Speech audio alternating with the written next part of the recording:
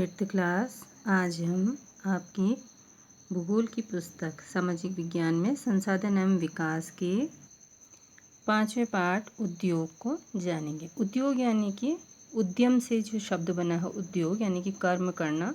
और उद्योग के जब हम नाम लेते तो हमारे सामने कल कारखानों का विचार आता है। तो कभी विचार किया कि लिखने की अभ्यास पुस्तिका जो कॉपी आप इस्तेमाल लाते हैं वह आपके पास कैसे पहुंचती है। तो इसकी जो शुरुआत होती है आपको शायद आप जानते होंगे वृक्ष से होती, पेड़ों से। उन्हें काटा जाता है और फिर पेपर मिल तक, लुगदी मिल तक ले जाया जाता है, जहां वृक्ष की लकड़ी को संसाधित एवं काष्ठ लुगदी में परिवर्तित किया जाता है। काष्ठ लुगदी को रासायनिक द्रव्य के साथ मिलाया जाता है, केमिकल मिलाए जाते हैं उसमें। देखिए इस तरह से इसकी यात्रा आरंभ होती है। पेड़ है, उसके बाद इसको मिल में ले जाया जाता है, वहाँ पर उसकी लुगदी बनाई जाती है, उसको एक घोट के और फिर उससे कागज़ बनाया जाता है। तो ये पुनः चक्रण है। तो और उसको फिर मशीनों के द्वारा कागज़ के रूप में परिवर्तित करते हैं और कागज़ प्रेस में जाता है, जहाँ रसायन और केमिकल से निर्मित स्याही का इस्तेमाल पृष्ठों पर रेखाएं छापने में किया जाता है। इसके बाद पृष्ठों का अभ्यास पुस्तिका के रूप में बांध कर पैक करके दुकानों में पहुंचा दिया जाता है और ये आपके हाथ में पहुंचती है। द्वितीय क्रियाकलाप विनिर्माण में कच्चे माल को लोगों के लिए अधिक मूल्य के उत्पादों के रूप में परिवर्तित किया जाता है, जैसे आपने देखा लुगदी कागज़ के रूप में और कागज़ अभ्यास पुस्तिका के रूप में। तो ये विनिर्माण प्रक्रिया के 2 चरणों को प्रदर्शित करते हैं। उद्योग का संबंध आर्थिक गतिविधि से है, जो कि वस्तुओं के उत्पादन, खनिजों के निष्कर्षण तथा सेवाओं की व्यवस्था से संबंधित है। आर्थिक गतिविधि यानी कि इसके द्वारा जो हमारी व्यापारिक गतिविधियाँ होती हैं, जिनसे हमें अर्थ की प्राप्ति यानी कि रुपये की प्राप्ति होती है, तो ऐसी व्यवस्थाओं से संबंधित है। इस प्रकार लोहा और इस्पात उद्योग वस्तुओं के उत्पादन से संबंधित है। इसमें वस्तुओं का उत्पादन होता है। कोयला खनन उद्योग कोयले को धरती से निकालने से संबंधित है। और पर्यटन जो है वो सेवा देने से संबंधित उद्योग है। तो उद्योगों का वर्गीकरण कच्चा माल, आकार और स्वामित्व के आधार पर किया जा सकता है। कच्चे माल के उपयोग के आधार पर उद्योग कृषि आधारित, खनिज आधारित, समुद्र आधारित और वन आधारित हो सकते हैं, जहाँ से हमें उसको बनाने के लिए कच्चा माल मिलता है। तो कृषि आधारित जो उद्योग होते हैं कच्चे माल के रूप में वनस्पति और जंतु आधारित उत्पादों का उपयोग करते हैं। खाद्य संसाधन, वनस्पति तेल, सूती वस्त्र, डेयरी उत्पाद और चर्म उद्योग यानी चमड़े का उद्योग जो है वो कृषि आधारित उद्योगों का उदाहरण है। खनिज आधारित उद्योग जो है वो प्राथमिक उद्योग हैं, जो खनिज अयस्कों का उपयोग कच्चे माल के रूप में करते हैं। इन उद्योगों के उत्पाद अन्य उद्योगों का पोषण करते हैं। अयस्क यानी कि जो कच्चा होता है से निर्मित लोहा खनिज आधारित उद्योग का उत्पाद है। यह कई अन्य उत्पादों के विनिर्माण के लिए कच्चे माल के रूप में प्रयुक्त किया जाता है, जैसे भारी मशीनें, भवन निर्माण सामग्री और रेल के डिब्बे बनाने में। समुद्र आधारित उद्योग जो होता है वो सागरों और महासागरों से प्राप्त उत्पादों का उपयोग कच्चे माल के रूप में करते हैं। समुद्री खाद्य प्रसंस्करण उद्योग और मत्स्य तेल निर्माण यानी मछली के जो लीवर से तेल बनाया जाता है उसके कुछ उदाहरण है। वन आधारित उद्योग वनों से प्राप्त जो उत्पाद होते हैं उनका उपयोग कच्चे माल के रूप में करते हैं। लुगदी एवं कागज़, औषध यानी कि दवाई, रसायन, फर्नीचर और भवन निर्माण वनों से संबंधित उद्योग हैं। अब है आकार। उद्योग के आकार का तात्पर्य निवेश की गई पूंजी यानी जो निवेश की गई लगाई गई पूंजी है उसकी राशि, उसकी मात्रा, नियोजित लोगों की संख्या और उत्पादन की मात्रा से है। आकार के आधार पर उद्योगों को 2 भागों में बांटा जा सकता है। लघु आकार के उद्योग जो छोटे होते हैं, बृहत बड़े आकार के उद्योग। कुटीर या घरेलू उद्योग छोटे पैमाने के उद्योग हैं, जिसमें दस्तकारों के द्वारा उत्पादों का निर्माण हाथ से होता है। टोकरी बुनाई, मिट्टी के बर्तन, अन्य हाथ से निर्मित वस्तुएं कुटीर उद्योगों के उदाहरण हैं। बड़े पैमाने के उद्योग जो बड़ी मात्रा में वस्तुओं का उत्पादन करते हैं, उनकी तुलना में छोटे पैमाने के उद्योग कम पूंजी व प्रौद्योगिकी का उपयोग करते हैं। और प्रौद्योगिकी यानी कि जो मशीन वगैरह होती हैं, बड़े पैमाने के उद्योगों में पूंजी का निवेश अधिक और प्रयुक्त प्रौद्योगिकी उच्च स्तरीय होती है। रेशम बुनाई और खाद्य प्रक्रमण उद्योग लघु पैमाने के उद्योग हैं। ऑटोमोबाइल और भारी मशीनों का उत्पादन बड़े पैमाने के उद्योग है। अब है स्वामित्व के आधार पर उद्योगों को निजी क्षेत्र, राज्य स्वामित्व अथवा सार्वजनिक क्षेत्र, संयुक्त क्षेत्र और सहकारी क्षेत्र में वर्गीकृत किया जा सकता है। निजी क्षेत्र के जो उद्योग होते हैं उनका स्वामित्व और संचालन या तो एक व्यक्ति द्वारा या व्यक्तियों के समूह द्वारा किया जाता है। सार्वजनिक क्षेत्र के उद्योगों का स्वामित्व और संचालन सरकार द्वारा होता है, जैसे हिंदुस्तान एरोनॉटिक्स लिमिटेड और steel authority of India limited. संयुक्त क्षेत्र के उद्योगों का स्वामित्व और संचालन राज्यों और व्यक्तियों अथवा व्यक्तियों के समूह द्वारा होता है। मारुति उद्योग लिमिटेड संयुक्त क्षेत्र के उद्योग का एक उदाहरण है। सहकारी क्षेत्र के उद्योगों का स्वामित्व और संचालन कच्चे माल के उत्पादकों या पूर्तिकारों, कामगारों अथवा दोनों द्वारा होता है। आनंद मिल्क यूनियन लिमिटेड एवं सुधा डेयरी सहकारी उपक्रम के उत्तम उदाहरण हैं। तो आनंद मिल्क जो कि गुजरात में है। अब है उद्योगों की अवस्थिति को प्रभावित करने वाले कारक, यानी उद्योगों को की स्थिति को। तो यहाँ पर दिया भी है इन्होंने, क्या है, संचार, परिवहन, भूमि, विद्युत, कच्चा माल, श्रम, पूंजी, बाजार और जल। तो वे कारक जो उद्योगों की अवस्थिति को यानी उसको स्थापित करने को प्रभावित करते हैं, कच्चे माल की उपलब्धता, भूमि, जल, श्रम, शक्ति, पूंजी, परिवहन, बाजार है।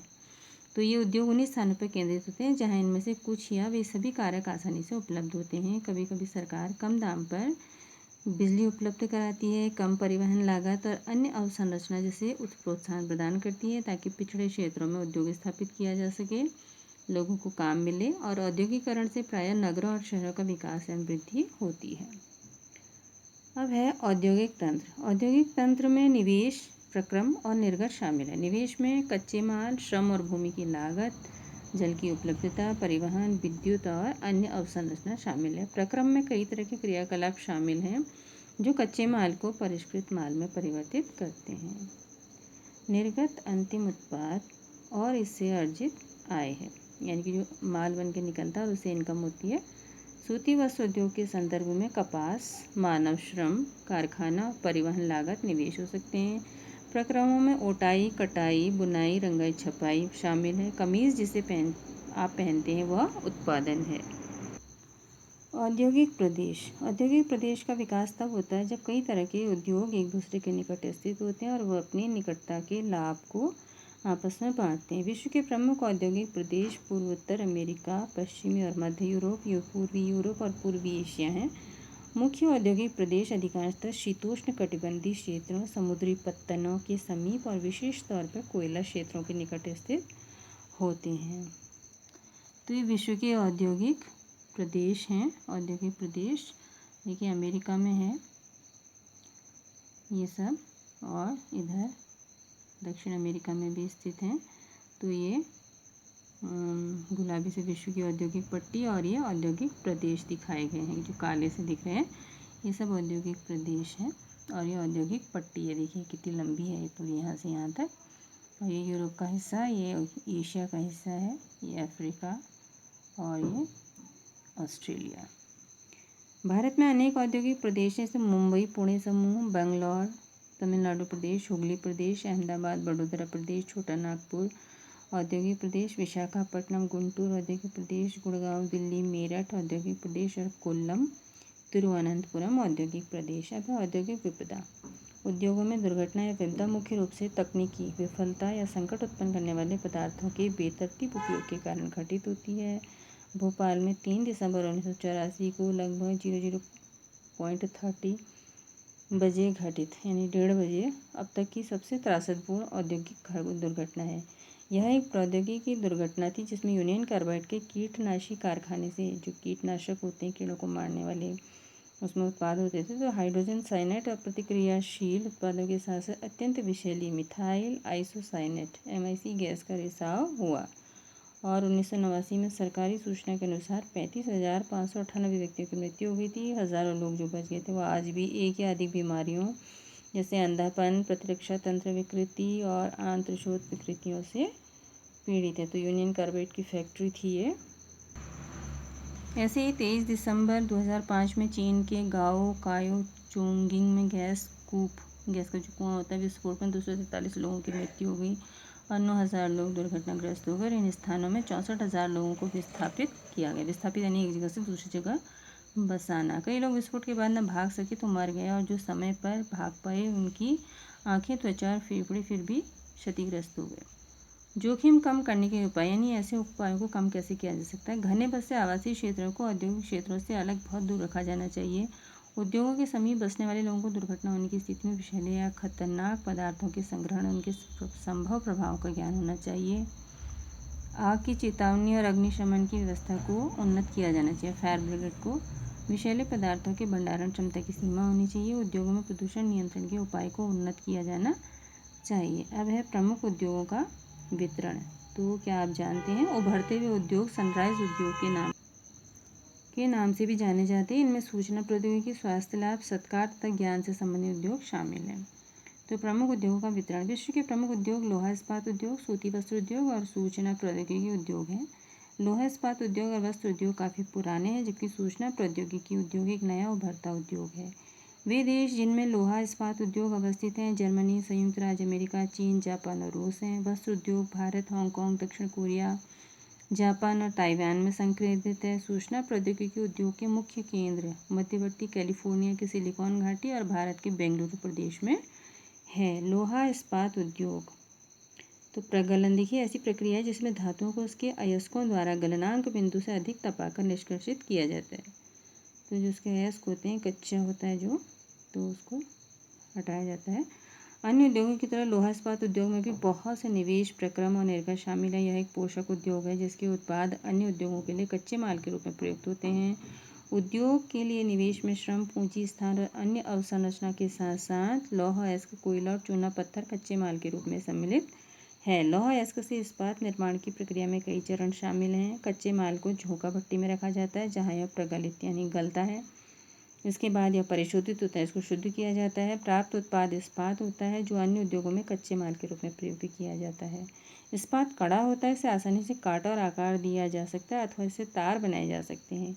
एल्यूमिनियम, निकल, तांबा जैसी अन्य धातुओं को थोड़ी थोड़ी मात्रा में इस्पात में मिलाकर इसकी मिश्र धातुएं बनाई जा सकती हैं। मिश्र धातु इस्पात को असामान्य कठोरता, दृढ़ता और जंग प्रतिरोधक क्षमता प्रदान करती है। उसमें जंग नहीं लगता है। तो ये 8 टन कोयला, 4 टन अयस्क, 1 टन चूना पत्थर, 1 टन इस्पात। तो ये मशीन है, देखिए लोहा झोंका भट्टी है ये, इसमें लोहा अयस्क से इस्पात तक। तो यहाँ से डाला जाता है लोहा अयस्क, चूना पत्थर और कोक, झोंका भट्टी।